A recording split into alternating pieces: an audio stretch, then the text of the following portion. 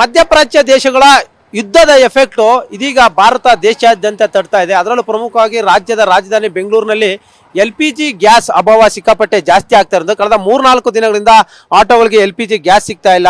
ಹೀಗಾಗಿ ಸುಮಾರು ಕಿಲೋಮೀಟರ್ ಗಟ್ಟಲೆ ಕ್ಯೂನಲ್ಲಿ ನಿಂತು ಬಂಕ್ನಲ್ಲಿ ಗ್ಯಾಸ್ ತುಂಬಿಸ್ಕೊಳ್ಳೋಕ್ಕೆ ಕಾಯ್ತಾ ಇರುವಂಥ ಪರಿಸ್ಥಿತಿ ನಿರ್ಮಾಣವಾಗಿದೆ. ಮಧ್ಯರಾತ್ರಿಯಿಂದಲೇ ಬಂದು ಈ ಯಲಹಂಕ ಭಾಗದಲ್ಲಿರುವಂತಹ ಈ ಪ್ರೋಪೆಲ್ ಏನು LPG ಗ್ಯಾಸ್ ಇದೆ, ಆಟೋ LPG ಗ್ಯಾಸ್, ಈ ಬಂಕ್ನ ಬಳಿ ಕಿಲೋಮೀಟರ್ ಗಟ್ಟಲೆ ಕ್ಯೂನಲ್ಲಿ ಆಟೋ ಚಾಲಕರು ನಿಂತಿರುವಂಥದ್ದು ನಾವು ದೃಶ್ಯಗಳನ್ನು ನೋಡ್ತಾ ಇದ್ದೀವಿ. ಪ್ರಮುಖವಾಗಿ ನಾಗೇನಹಳ್ಳಿ ಇರುವಂತಹ ಈ ಒಂದು ಆಟೋ ಬಂಕ್ ಏನಿದೆ ಇದು ಮಾತ್ರ ಓಪನ್ ಆಗಿದೆ. ಅಕ್ಕಪಕ್ಕದಲ್ಲಿರುವಂತಹ ಬಹುತೇಕ LPG ಆಟೋ ಬಂಕ್ಗಳು ಕ್ಲೋಸ್ ಆಗಿದ್ದಾವೆ. ಈ ಒಂದು ಆಟೋ ಬಂಕ್ ಓಪನ್ ಆಗಿರುವ ಕಾರಣದಿಂದಾಗಿ ಹೆಚ್ಚಿನ ಆಟೋಗಳು ಇಲ್ಲಿಗೆ ಬರ್ತಾ ಇದ್ದಾವೆ. ಸಾವಿರಾರು ಸಂಖ್ಯೆಯಲ್ಲಿ ಬಂದು ಕ್ಯೂನಲ್ಲಿ ನಿಂತಿದ್ದಾರೆ. ರಾತ್ರಿಯಿಂದಲೂ ಕೂಡ ನಿಂತಿದ್ದಾರೆ ಅಂತ ಹೇಳ್ತಾ ಇದ್ದಾರೆ. ನಮ್ಮ ಜೊತೆ ಆಟೋ ಚಾಲಕರಿದ್ದಾರೆ, ಅವ್ರನ್ನೇ ಮಾತಾಡ್ಸೋಣ. ಅಣ್ಣ, ಎಷ್ಟು ಕಷ್ಟ ಆಗ್ತಿದ್ರೆ ಯಾವಾಗಿಂದ ನೀವು ಕ್ಯೂನಲ್ಲಿ ನಿಂತಿರೋದು? ಅಣ್ಣ, ನಿನ್ನೆ ಸಾಯಂಕಾಲ ಬಂದು ನಿಂತ್ಕೊಂಡಿರೋರು ಇವಕ್ಕೂ ಒಂದು ಗಾಡಿ ಗ್ಯಾಸ್ ಸಿಕ್ಕಿಲ್ಲ. ಇಂಥ ಸರ್ಕಾರ ಏನಕ್ಕೆ ಬೇಕು? ಬಿಟ್ಟಾಕ್ರಿ, ಬೇರೆಯವ್ರನ್ನ ಕೊಡಿಸಿ ಅದನ್ನು ನೋಡೋಣ. ಸುಮ್ಗೆ ಇವ್ರನ್ನ ಮಾಡ್ಕೊಂಡು ನಾವೇನು ಚಪ್ಪಲಿನ ನಾವೇ ಹೊಡ್ಕೊಂಡೋ ಥರ ಆಗೋಗಿದೆ.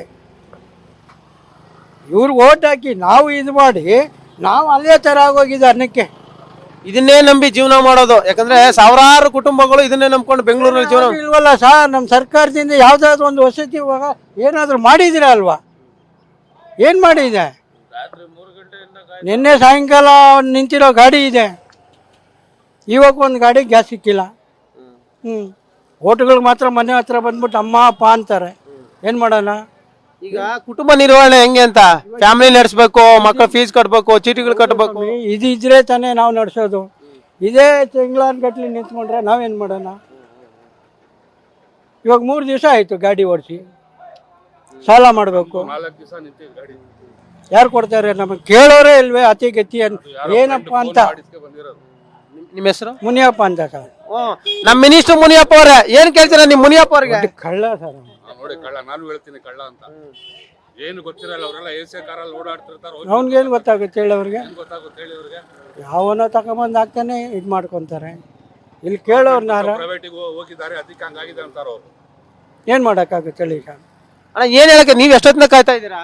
ಸರ್, ಎಷ್ಟೊತ್ತಿಂದ ಅಲ್ಲ ಸರ್, ಅರ್ಧ ರಾತ್ರಿಯಿಂದ. ಅರ್ಧ ರಾತ್ರಿಯಿಂದ ಸುಲ್ತಾನ್ ಪಳ್ಳ ಬಸ್ ಸ್ಟಾಪ್ ಇಂದ ಇಲ್ಲಿಂದ ತಳ್ಕೊ ಬರ್ತಾ ಇರೋದು. ಸರಿಯಾಗಿ ತಿಂಡಿ ಇಲ್ಲ, ಊಟ ಇಲ್ಲ, ರೆಸ್ಟ್ ಇಲ್ಲ, ನಿದ್ದೆ ಇಲ್ಲ. ಬಿಟ್ಟು ಹೋಗಂಗೂ ಇಲ್ವಲ್ಲ. ಹಿಂಗೆ ಬಿಟ್ಟು ಹೋಗಾಗಿಲ್ಲ. ಎಲ್ಲ ಡ್ರೈವರ್ಗಳೆಲ್ಲ ನಮ್ಮ ತರ ತಾನೆ. ಎಲ್ಲಿ ಹೋಗ್ತೀರಾ ತಿಂಡಿ ಮಾಡಕ್ಕೆ? ಬೆಳಗ್ಗೆ 5:30 ಬಂದಿರೋ ಸರ್. ಮಿನಿಸ್ಟರ್ ಮುನಿಯಪ್ಪ ಅವ್ರಿಗೆ ಏನ್ ಹೇಳ್ತೀರಾ? ಸರ್, ಅವ್ರಿಗೇನು ಅರ್ಥ ಆಗಲ್ಲ ಸರ್. ಅವ್ರು ತುಂಬಾ ವೇಸ್ಟ್. ಅವರು ಹೋಪ್ಲೆಸ್ ಅಂತ ಹೇಳ್ತೀವಿ ನಾವು. ಹೋಪ್ಲೆಸ್ ಫೆಲೋ ಅವರು. ಏನು ಗೊತ್ತಿಲ್ಲ ಅವ್ರಿಗೆ. ಯಾಕಂದ್ರೆ ಅವ್ರು ಬರೀ AC ಕಾರಲ್ಲಿ ಓಡಾಡ್ತಿರ್ತಾರೆ. ಅವ್ರಿಗೆ ಏನು ಗೊತ್ತಾಗಿಲ್ಲ. AC ಕಾರು, AC ಮನೆಯಲ್ಲಿ ಆರಾಮಾಗಿರ್ತಾರೆ. ನಮ್ಮಂತವ್ರು ಬಡವ್ರ ಹತ್ರ ಬಂದು ಕಷ್ಟ ನೋಡಿದ್ರೆ ಅವ್ರು ಅರ್ಥ ಆಗತ್ತೆ. ಬೆಳಗ್ಗೆ 5:30 ನಿಂತ್ಕೊಂಡಿದ್ದೀವಿ ಕ್ಯೂಯಲ್ಲಿ. ಊಟ ಇಲ್ಲ, ತಿಂಡಿ ಇಲ್ಲ, ಏನಿಲ್ಲ. ಈ ತರ 1 ವಾರದಿಂದ ಕಷ್ಟ ಪಡ್ತಾ ಇದ್ದೀವಿ. ನಮ್ಮ ಸರ್ಕಾರ ಏನೋ ನಮ್ ಸವಲತ್ತು ಮಾಡಿಕೊಟ್ರೆ ಇದಾಗಬೇಕು. ಎಷ್ಟು ದಿನ ನಿಲ್ಸಿದ್ರಿ ಆಟೋನ? ಎಷ್ಟು ದಿನ ನಿಲ್ಸಿದ್ರಿ? ಈಗಲೂ ಕೂಡ ಗ್ಯಾಸ್ ಸಿಗ್ತಾ ಇಲ್ಲ ಅಂತ ವಾರದಿಂದ ಕಷ್ಟ ಇದೆ ಸರ್. ಇದೇ ಕಷ್ಟ.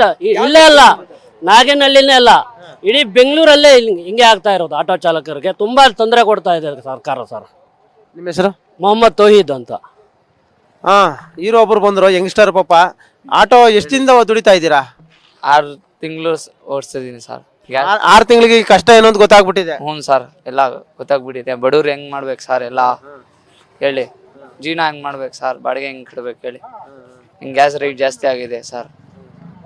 ಗ್ಯಾಸ್ ರೇಟು ಜಾಸ್ತಿ ಆಗಿದೆ. ನಡುವೆ ಗ್ಯಾಸು ಸಿಕ್ತಲ್ಲ, ಸಿಕ್ಕಿದ್ರೆ ಅದು ರೇಟ್ ಜಾಸ್ತಿ. ರೈಟ್ 100 ರೂಪಾಯಿ ಲೀಟ್ರು. ನಿಮ್ಮ ಹೆಸರು ಏನಣ್ಣ? ರಿಯಾಜ್ ಅವರೇ, ನೀವು ಆಗ್ಲಿಂದ ತುಂಬಾ ಆಕ್ರೋಶವಾಗಿದ್ರೆ, ಯಾಕಂದ್ರೆ ಅಷ್ಟು ಕಷ್ಟ ಆಗ್ತಿದೆ ಅಂತ. ತುಂಬಾ ಕಷ್ಟ ಆಗಿದೆ ಸರ್. ಬೆಳಗ್ಗೆ 5 ಗಂಟೆ ಕಾಯ್ಕೊಂಡಿರೋದು. 200-300 ಗಾಡಿ ಲೈನ್ ನಲ್ಲಿ ಬರ್ತಾ ಇದ್ದೀನಿ. ಎಲ್ಲಾ ಬಂಕ್ ಹೋಗಿದ್ರೆ ಎಲ್ಲಾ ಬಂಕ್ಗೆ ಸೇಮ್ ಪ್ರಾಬ್ಲಮ್. ಅಲ್ಲಿ ಹೋಗಿದ್ರೆ ದೇವಗಳ ರೋಡ್ ನಲ್ಲಿ ಹೋಗಿದ್ರೆ ಅಲ್ಲಿನ ಗ್ಯಾಸ್ ಇಲ್ಲ, ನೋ ಸ್ಟಾಕ್ ಅಂತ ಬೋರ್ಡ್ ಆಗಿದ್ದಾರೆ. ಕಾಯ್ಕೊಂಡು ಬಂದ್ರೆ 4 ಲೀಟರ್ 5 ಲೀಟರ್ ಇವತ್ತು ಒಂದೇ ಏನೋ ಆಗ್ತಾ ಇದೆ ಅಂತ. ಎಲ್ಲ ಬಂಕ್ಗೆ ಒಂದೊಂದು ಲೋಡ್ ಬಂದ್ರೆ ಈ ತರ ಪ್ರಾಬ್ಲಮ್ ಇದೇ ಇರಲ್ಲ, ಪ್ರಾಬ್ಲಮ್ ಇರಲ್ಲ. ಅದೇ ಹೇಳ್ಬೇಕು. ಇದಿಷ್ಟು ಪಾಪ ಆಟೋ ಚಾಲಕರು ಹೇಳ್ತಾ ಇರೋದು ನಿಜಕ್ಕೂ ದಾರುಣ ಪರಿಸ್ಥಿತಿ. ಯಾಕಂದ್ರೆ ಎಷ್ಟಿದೆ, ಯಾವಾಗ ಸಿಗುತ್ತೆ, ಎಷ್ಟು ದಿನ ಸಿಗುತ್ತೆ, ಒಂದು ಅವ್ರಿಗೆ ಅಂದಾಜ್ ಕೂಡ ಇಲ್ಲ. ಎಲ್ಲೋ ಒಂದ್ ಕಡೆ ಮುನಿಯಪ್ಪ ಸಚಿವರು ಸಭೆ ಮೇಲೆ ಸಭೆ ಮಾಡಿ ಅದನ್ನ ಇತ್ಯರ್ಥ ಮಾಡುವಂತ ಕೆಲಸ ಮಾಡ್ತೀನಿ ಅಂತ ಹೇಳ್ತಾ ಇದ್ರೆ ಅದರ ಸಮಸ್ಯೆಗಳು ಬಗೆಹರಿತಲ್ಲ. ಪ್ರಮುಖವಾಗಿ ಏನು ಈ ಒಂದು ಸಿಟಿಯ ನಾಡಿ ಮಿಡಿತ ಅಂದ್ರೆ ಆಟೋಗಳು ಕೂಡ ಸಾಕಷ್ಟು ಪ್ರಯಾಣಿಕರು ಆಟೋಗಳನ್ನ ನಂಬ್ಕೊಂಡು ಕೂಡ ಪ್ರಯಾಣಿಸ್ತಾ ಇರ್ತಾರೆ, ಅಂತವ್ರು ಕೂಡ ಕಷ್ಟ ಆಗುತ್ತೆ. ಮತ್ತೊಂದ್ ಕಡೆ ಅವ್ರು ಕೂಡ ದರ ಹೆಚ್ಚಳ ಆಗೋ ಸಾಧ್ಯತೆ ಇರುತ್ತೆ. ಆ ಒಂದು ನಿಟ್ಟಿನಲ್ಲಿ ಆದಷ್ಟು ಬೇಗ ಈ ಒಂದು LPG ಗ್ಯಾಸ್ ಸಪ್ಲೈ ಏನಿದೆ ಅದು ಎಲ್ಲಾ ಬಂಕ್ಗಳು ಕೂಡ ಸಪ್ಲೈ ಮಾಡಬೇಕು ಅಂತ ಪ್ರತಿಯೊಬ್ಬರು ಕೂಡ ಮನವಿ ಆಗಿರುವಂತದ್ದು.